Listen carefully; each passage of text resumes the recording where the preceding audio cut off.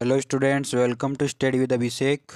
तो आज अपन बात करेंगे जो आपकी सब्जेक्ट है pharmacology BSc nursing third semester के अंदर जो यूनिट 4 है आपकी drug acting on the respiratory system. ये आज अपन डिस्कस करने वाले हैं। तो इसके अंदर सबसे पहले अपन ये देखेंगे नॉर्मल लंग्स और अस्थमा के अंदर क्या डिफरेंस होता है, ये सबसे पहले अपन डिस्कस करेंगे। ठीक है। तो इसके अंदर नॉर्मल लंग्स के अंदर क्या होता है, जो मसल्स होती है लंग्स की वो क्या होती है, रिलैक्स होती है। जो लंग्स की लाइनिंग होती है वो आपकी नॉर्मल रहती है। और जो म्यूकस का जो सिक्रेशन होता है वो अमाउंट जो है वो नॉर्मल अमाउंट के अंदर म्यूकस प्रेजेंट होता है। लेकिन अस्थमा कंडीशन के अंदर क्या होता है, अस्थमेटिक लंग्स के अंदर मसल्स जो है लंग्स की वो टाइट हो जाती है आपकी। वहाँ पे जो लाइनिंग है वो स्वेलन हो जाती है, एक तरह से इन्फ्लामेशन हो जाता है वहाँ पे। और जो म्यूकस का सिक्रेशन है वो एक्सिस अमाउंट में होने लगता है। इस कंडीशन में अपन अस्थमेटिक लंग्स देखने को मिलते हैं। तो अब अपन बात करेंगे कि अस्थमा वाले पेशेंट के अंदर कौन कौन से ड्रग्स अपन देंगे, उसको अपन बोलेंगे एंटी अस्थमेटिक्स। डिस्कस करते हैं एंटी अस्थमेटिक्स ड्रग के बारे में।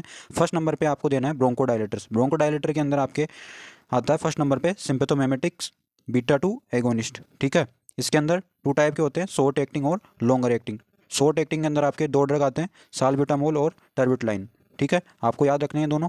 लॉन्गर एक्टिंग के जो ड्रग है वो आते हैं आपके सालमेटेरोल, फेनोटेरोल, फॉर्मेटेरोल और परब्यूटेरोल। लास्ट में टेरोल आ रहा है, वो आपके लॉन्ग एक्टिंग होएगा।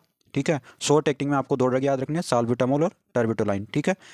नेक्स्ट अपन बात करेंगे इसी के अंदर सेकंड जो क्लासिफिकेशन है जो एंटी एस्थमेटिक्स के अंदर ड्रग देंगे अपन, वो है मिथाइल जेंतीज ग्रुप। इसके अंदर दो ड्रग आते हैं, थियोफाइलिन और एमिनोफाइलिन। ठीक है। इसके बाद एंटी कोलिनर्जिक की अपन बात करेंगे। इसके अंदर दो ड्रग आते हैं। एंटी कोलिनर्जिक का मतलब क्या हो रहा है, जो कोलिनर्जिक जो रिसेप्टर है उसको ब्लॉक करने का काम कर रहा है, उसको बोलेंगे एंटी कोलिनर्जिक। ठीक है। इसके अंदर दो ड्रग आते हैं आपके, इप्राट्रोपियम ब्रोमाइड और एट्रोपिन। ये आपको याद रखना है। नेक्स्ट अपन बात करेंगे एंटी इन्फ्लामेटरी एजेंट। ये सारे किसके अंदर आ रहे हैं, आपके जो आपके एंटी एस्थमेटिक ड्रग है उनके अंदर ये सारा क्लासिफिकेशन है। तो आपका अगर क्वेश्चन आए एंटी एस्थमेटिक ड्रग, तो आपको ये सारे जो ड्रग्स है वो ऐसे कैसे लिख के आने हैं। ठीक है। एंटी इन्फ्लामेटरी एजेंट है, उसके अंदर टू टाइप होते हैं, सिस्टमिक और इनहेलेशनल। ठीक है। सिस्टमेटिक के अंदर आते हैं आपके ग्लूकोकोर्टिकोइड। इसके अंदर दो ड्रग आपको याद रखने हैं, ग्लूकोकोर्टिकोइड के अंदर हाइड्रोकोर्टिसोन और प्रेडनिसोलोन। ठीक है। इनहेलेशनल जो ड्रग है एंटी इन्फ्लामेटरी एजेंट, उसके अंदर आपको याद रखना है बेक्लोमेथासोन, बुडेस्नोइड और फ्लूटिकासोन। जो इसकी डोज होती है इनहेलेशनल ड्रग की वो होती है आपकी 100 से 400 मिलीग्राम 2 से 4 टाइम आपको ये देना है ए डे इनहेलेशनल, यानी कि इनहेलेशन के थ्रू। ठीक है। ये मिलीग्राम नहीं है, सॉरी, यहाँ पे आएगा mcg। ठीक है। नेक्स्ट अपन बात करेंगे एलटी रिसेप्टर एंटागोनिस्ट, यानी कि एलटी का मतलब ल्यूकोट्राइन रिसेप्टर एंटागोनिस्ट। एंटागोनिस्ट का मतलब जो रोकने का काम करेगा एक तरह से। ठीक है। इसके अंदर दो ड्रग आपको याद रखने हैं, मोन्टेल्यूकास्ट और जेफिलुकास्ट। जो इसकी डोज होती है वो आपको देनी है 10 mg ओडी ओरल, यानी कि दिन में एक बार 10 mg की ड्रग आपको देनी है। इसके बाद एंटी आईजी एंटीबॉडी जो होती है, इसके अंदर आपको एक ड्रग याद रखनी है, वो है ओमेलीजुमेब। ठीक है। तो ये सारे जो मैंने क्लासिफिकेशन आपको बताया है, ये किसका क्लासिफिकेशन है, एंटी एस्थमेटिक्स ड्रग का। ठीक है। आपको इससे कैसे लिख के आना है एग्जाम के अंदर। इसके बाद आपको लिखना है यूज। यूज भी आपको एग्जाम में पूछेगा। तो किस किस के अंदर यूज करते हैं अपन, फर्स्ट नंबर पे अस्थमा के अंदर ये सारी अपन रख देते हैं, सीओपीडी, ब्रोंकाइटिस के अंदर एम्फाइसीमा, ये सारी जो है वो रेस्पिरेटरी सिस्टम की जो ड्रग है, रेस्पिरेटरी सिस्टम की जितनी भी डिजीज है उसके अंदर अपन यूज करते हैं। ब्रोंकोस्पाज्म के अंदर, इन्फेंट एपनिया के अंदर, इन्फ्लामेशन के अंदर, लंग्स के अंदर इन्फ्लामेशन हो गया, पेन हो गया, स्वेलिंग हो गया, कॉमन कोल्ड के अंदर कोई भी एलर्जिक रिएक्शन हो गई, कफ हो गई, डिस्निया हो गई, यानी कि ब्रीथिंग में प्रॉब्लम आ रही है, तो अपन जो ये ड्रग मैंने बताई आपको वो सारी यूज करनी है। ठीक है। नेक्स्ट अपन बात करेंगे एडवर्स इफेक्ट के बारे में। जो नेक्स्ट लेक्चर था आपका, जो आपका पहले यूनिट 3 थी, उसके अंदर मैंने डिस्कस कर लिया है एडवर्स इफेक्ट और साइड इफेक्ट के बारे में। तो वहाँ आप देख सकते हैं कि एडवर्स इफेक्ट क्या होता है। ठीक है। एडवर्स इफेक्ट जो है क्या क्या होते हैं एंटी एस्थमेटिक ड्रग के, इसके अंदर पाल्पिटेशन देखने को मिलेगा, एंजाइटी हो सकती है पेशेंट के अंदर, रेस्टलेसनेस देखने को मिलेगा, यानी थकान हो जाएगी पेशेंट के अंदर, गैस्ट्रिक इरिटेशन हो जाएगा, वोमिटिंग देखने को मिलेगी पेशेंट के अंदर, इंसोम्निया देखने को मिलेगा, यानी कि पेशेंट को नींद नहीं आएगी, डायबिटीज हो जाएगा, ड्राउजीनेस होएगा एक तरह से, एलर्जिक रिएक्शन भी देखने को मिलेगी। ठीक है। ये एडवर्स इफेक्ट की बात हो गई। नेक्स्ट अपन बात करेंगे डीकंजेस्टेंट। डीकंजेस्टेंट का मतलब जो ऐसी मेडिसिन जो कंजेशन को दूर करती है उसको अपन बोलेंगे डीकंजेस्टेंट। ठीक है। The medication are use to relieve nasal congestion, यानी कि नेजल के अंदर जो आपके कंजेशन हो जाता है एंड साइनस के अंदर जो प्रेशर होता है उसको रिलीव करने के लिए जो अपन ड्रग यूज लेते हैं उसको अपन बोलते हैं डीकंजेस्टेंट। ठीक है। These medication are use to relieve nasal congestion sinus pressure by narrowing the blood vessel in the nasal passage. जो नेजल पैसेज होता है उसके अंदर कंजेशन आ जाता है, क्योंकि जो आपकी ब्लड वेसल्स है उस पर प्रेशर पड़ता है, उस तरह से क्या आता है वहाँ पे ब्लॉकेज हो जाता है। ब्लॉकेज होएगा तो आपके कंजेशन देखने को मिलेगा, प्रॉपर ब्रीथिंग नहीं हो पाएगी। ठीक है। किस किस कंडीशन में अपन डीकंजेस्टेंट का यूज करते हैं, फर्स्ट नंबर पे नेजल कंजेशन के अंदर, सेकंड नंबर पे कॉमन कोल्ड हो गया आपको, साइनोसाइटिस इन्फ्लामेशन हो गया साइनोसेज का। ठीक है। एलर्जिक राइनाइटिस के अंदर अपन डीकंजेस्टेंट ड्रग का यूज करते हैं। अब बात करेंगे कौन कौन से ड्रग है डीकंजेस्टेंट के अंदर।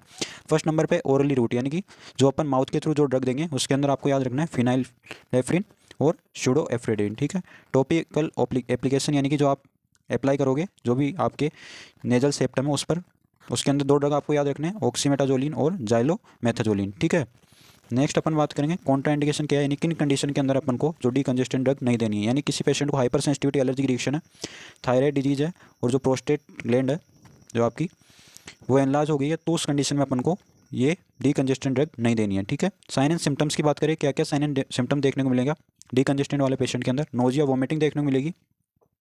ठीक है, ये आपके side effect, sorry sine and symptoms नहीं है ये आपके साइड इफेक्ट। ठीक है, नोजिया वोमिटिंग देखने को मिलेगी, इरिटेशन हो जाएगा, इंसोम्निया होगी, स्नीजिंग देखने को मिलेगी, डिजीनेस देखने को मिलेगा पेशेंट के अंदर, पाल्पिटेशन हो जाएगा और पेशेंट जो है नर्वस फील करेगा। ठीक है, नेक्स्ट अपन बात करेंगे एक्सपेक्टोरेंट्स क्या होते हैं। एक्सपेक्टोरेंट्स ऐसी मेडिसिन होती है जो क्या करती है, help loosen and thin mucus, जो म्यूकस को थिन पतला करने का काम करती है, और जो फ्लेगम होता है इन द रेस्पिरेटरी ट्रैक्ट के अंदर जो म्यूकस और फ्लेगम होता है उसको लूज और थिन करने का काम कौन करता है, एक्सपेक्टोरेंट जो मेडिसिन होती है आपकी। ठीक है, make easier to cough up and expel, जो कफ होता है उसको ईजी बना देती है जिससे वो एक्सपेल हो जाए। ठीक है, इसके अंदर किस कंडीशन के अंदर एक्सपेक्टोरेंट जो मेडिसिन होती है वो उसका यूज़ करते हैं अपन, कफ के अंदर ब्रोंकाइटिस हो गया, इन्फ्लामेशन हो गया ब्रोंक्यूल्स का, और चेस्ट के अंदर कंजेशन हो गया यानी कि म्यूकस वहाँ पे एक तरह से इकट्ठा हो गया, एक्युमुलेट हो गया है, तो उस कंडीशन में अपन एक्सपेक्टोरेंट्स का यूज़ करते हैं। ठीक है, नेक्स्ट अपन बात करेंगे एग्जाम्पल की कि कौन कौन से ड्रग आते हैं एक्सपेक्टोरेंट के अंदर। ये आपकी मेडिसिन है, फर्स्ट नंबर पे ग्वाइफेनेसिन, आयोडीन्स, ब्रोमहेक्सडीन, अमोनियम क्लोराइड और एन एस्टाइलसिस्टीन। ये 5 एग्जाम्पल आपको याद रखने हैं एक्सपेक्टोरेंट के अंदर। एग्जाम्पल जो एग्जाम है उसके अंदर आपको पूछ सकता है कि एक्सपेक्टोरेंट के जो एग्जाम्पल बताइए, तो आपको ये सारे एग्जाम्पल लिख के आने। ठीक है, नेक्स्ट अपन बात करेंगे मैकेनिज्म ऑफ एक्शन के बारे में कि जो एक्सपेक्टोरेंट है वो काम कैसे कर रहा है। ठीक है, फर्स्ट नंबर पे increase volume of bronchial secretion, जो ब्रोंकस के द्वारा जो सीक्रेशन होते हैं उनका वॉल्यूम इंक्रीज हो जाएगा, उससे जो भी कंजेशन हो रहा है, जो भी म्यूकस इकट्ठा हो रहा है वो आपका बाहर निकल जाएगा। ठीक है, रेड्यूस म्यूकस विस्कोसिटी, जो म्यूकस की जो विस्कोसिटी है उसको क्या करेगा, रेड्यूस करेगा कौन, एक्सपेक्टोरेंट, जिससे जो म्यूकस है इकट्ठा हो रहा है, कंजेशन हो रहा है, एक्युमुलेट हो रहा है, वो बाहर निकल जाएगा रेस्पिरेटरी ट्रैक्ट के through. Aid to clean respiratory tract, जो एक्सपेक्टोरेंट होते हैं वो मेडिसिन वो क्या करती है, रेस्पिरेटरी ट्रैक्ट को क्लीन करने में सहायक है। ठीक है, अब बात करेंगे अपन एंटीट्यूसिव ड्रग के बारे में। एंटीट्यूसिव क्या होती है, they are use to suppress and relieve coughing, जो कफिंग आती है कभी पेशेंट के अंदर तो उसको सप्रेस और उससे रिलीव के अंदर जो मेडिसिन यूज करते हैं उनको अपन बोलते हैं एंटीट्यूसिव। एंटीट्यूसिव का मतलब कफ के अंदर रिलीव यानी कफ से आराम के लिए जो अपन ड्रग लेते हैं उनको एंटीट्यूसिव बोलते हैं। ये कफ सेंटर को क्या कर देती है, सप्रेस कर देती है एंटीट्यूसिव। ठीक है, यूज की बात करें अपन तो एंटीट्यूसिव क्या करती है, provide relief from dry cough, non productive cough that can be irritating and disruptive.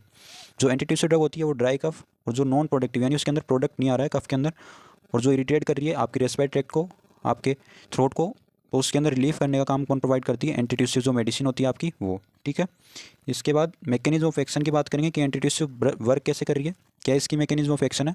It suppress the cough reflex in the brain और soothing the throat and respiratory tract.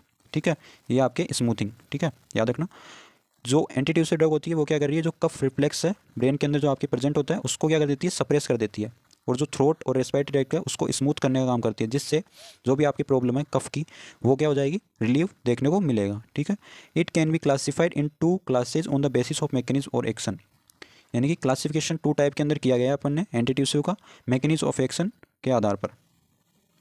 ठीक है, इसके अंदर फर्स्ट नंबर पे centrally acting और second number पे peripherally acting. Centrally acting के अंदर 2 ड्रग याद रखनी है आपको, डेक्स्ट्रोमेथोर्फेन और कोडीन। पेरिफेरली एक्टिंग के अंदर आपको बेंजोनेट नाम से जो ड्रग आती है वो आपको याद रखनी है। ठीक है, नेक्स्ट अपन बात करेंगे म्यूकोलाइटिक्स क्या होती है भाई, नाम से पता लग रहा है म्यूकोलाइटिक्स का मीन्स जो म्यूकस को ब्रेक डाउन करेगी उसको अपन बोलेंगे mucolytics. They are use to break down and thin mucus और phlegm in the respiratory tract and easier to cough up and clear airways. ऐसी ड्रग जो क्या करेगी, म्यूकस को ब्रेक डाउन करेगी, उसको थिन करेगी रेस्पिरेटरी ट्रैक्ट के अंदर और ईजी कर देगी कफ को, जिससे वो एयरवेज के थ्रू बाहर निकल जाए आपके। ठीक है, यूज की अपन बात करें म्यूकोलाइटिक्स तो सीओपीडी वाले पेशेंट के अंदर, क्रोनिक ऑब्स्ट्रक्टिव पल्मोनरी डिजीज के अंदर, ब्रोंकाइटिस के अंदर और सिस्टिक फाइब्रोसिस जो आपकी लंग्स की डिजीज होती है। ठीक है, ये आप पढ़ोगे मेडिकल सर्जिकल नर्सिंग के अंदर, उस कंडीशन में उस डिजीज के अंदर इन तीनों डिजीज के अंदर अपन म्यूकोलाइटिक्स ड्रग का यूज करते हैं। इनके एग्जाम्पल की अपन बात करें कौन कौन सी ड्रग होती है म्यूकोलाइटिक्स के अंदर, तो आपको याद रखना है एस्टाइलसिस्टीन और कार्बोसिस्टीन। ठीक है, इनकी जो डोज होती है वो होती है आपकी 400 से 1500 mg पर डे। ठीक है, एक दिन के अंदर। अब बात करेंगे इनके साइड इफेक्ट के बारे में, क्या क्या साइड इफेक्ट देखने को मिलेगा। फर्स्ट नंबर पे नोजिया वोमिटिंग हो जाएगी पेशेंट के अंदर, रेस्ट देखने को मिल सकता है, हेडेक देखने को मिल सकता है, गैस्ट्रो इंटेस्टाइनल इशू भी देखने को मिल सकता है, कोई भी प्रॉब्लम हो सकती है, जीआई ट्रैक्ट के अंदर इरिटेशन हो सकती है एक तरह से, ठीक है। नेक्स्ट अपन बात करते हैं कॉन्ट्राइंडिकेशन के बारे में कि म्यूकोलाइटिक्स किस पेशेंट को नहीं देनी चाहिए, किस कंडीशन में अपन को नहीं देनी चाहिए। किसी पेशेंट को एलर्जी है ड्रग से तो अपन को नहीं देना है, ठीक है। स्टोमक अल्सर है अगर पेशेंट को तो भी अपन को म्यूकोलाइटिक्स नहीं देना है, और कोई अस्थमा का पेशेंट है तो भी अपन को म्यूकोलाइटिक्स नहीं देना है, ठीक है। आई होप आपको ये टॉपिक समझ में आया होगा। If you understood then please like, subscribe and share my YouTube channel. Thank you.